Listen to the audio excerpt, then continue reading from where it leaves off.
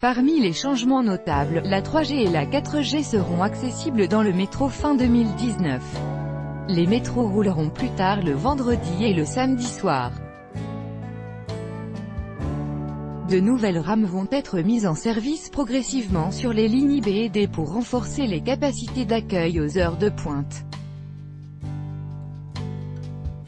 Une offre renforcée et des trajets améliorés. D'ici à 2023, le Citral, autorité organisatrice des transports en commun lyonnais, va investir 430 millions d'euros dans son plan Avenir Métro. Un investissement colossal, détaillé en ce début de semaine par le syndicat mixte, qui va se traduire par des améliorations concrètes et visibles pour les voyageurs dans les mois et les années à venir. 20 minutes vous explique ce qui va changer lors de vos trajets en métro. Des capacités d'accueil en hausse chaque année, 200 millions de voyages sont effectués dans le métro lyonnais. Si vous êtes habitué à vous déplacer aux heures de pointe, vous avez sûrement l'habitude de jouer des coudes dans les rames surchargées pour éviter d'être trop collé à vos voisins. La situation devrait s'améliorer. Pour augmenter la capacité d'accueil du métro aux heures de pointe, le nombre de rames va être renforcé sur les lignes B, D et A. Le plus gros changement aura lieu sur la ligne B qui sera entièrement automatisée d'ici à 2020. 30 nouvelles rames, accessibles et climatisées seront progressivement mises en circulation dès cette année-là, dans le cadre du prolongement de la ligne jusqu'à Saint-Genis-Laval-Hôpitaux Sud, Mi-2023. La ligne D sera, elle, équipée de 10 rames nouvelle génération en 2023, dans l'objectif toujours de pouvoir transporter plus de voyageurs le matin et aux sorties de bureau, dans des conditions plus confortables. Une fin de service retardée le week-end, c'est une demande répétée des usagers. Leur souhait sera enfin exaucé dans 1 an et demi. Dès la fin de l'année 2019, le fonctionnement des lignes de métro sera prolongé jusqu'à 2 h du matin les vendredis et samedis soirs.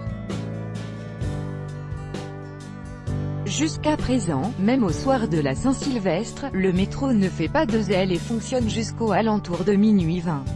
À titre de comparaison, à Toulouse, le métro roule jusqu'à 3 h du matin le samedi et le dimanche soir. À Paris, les lignes les plus tardives effectuent leur dernier passage en station aux alentours de 2 h 15.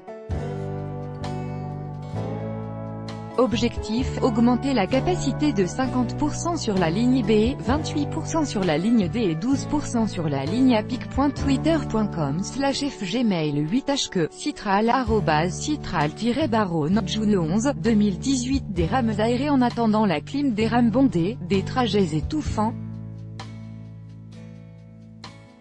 Pour améliorer la qualité des voyages en métro, le matériel nouvelle génération qui sera mis en service début 2020 sera climatisé. D'ici là, le Citral a engagé un projet d'amélioration de l'ambiance climatique.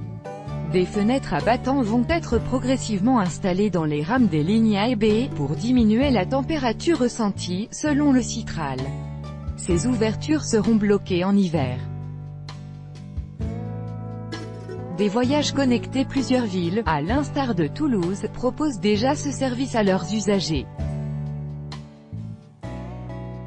À Lyon, il faudra encore attendre fin 2019 pour pouvoir envoyer des SMS ou surfer sur le net. Les stations, les rames et les tunnels des 4 lignes seront alors équipés de la 3G et 4G.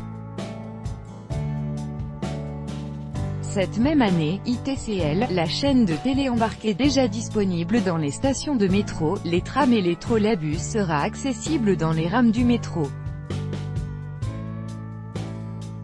Le prolongement de la ligne B jusqu'à Saint-Genis-Laval-Hôpitaux Sud est engagé et sera mis en service en 2023. Citral@citral-notjune 11, 2018. Des rames surveillées. À l'heure actuelle, 7000 caméras de vidéosurveillance sont installées sur le réseau, dans les stations de métro, dans les bus et les tramways.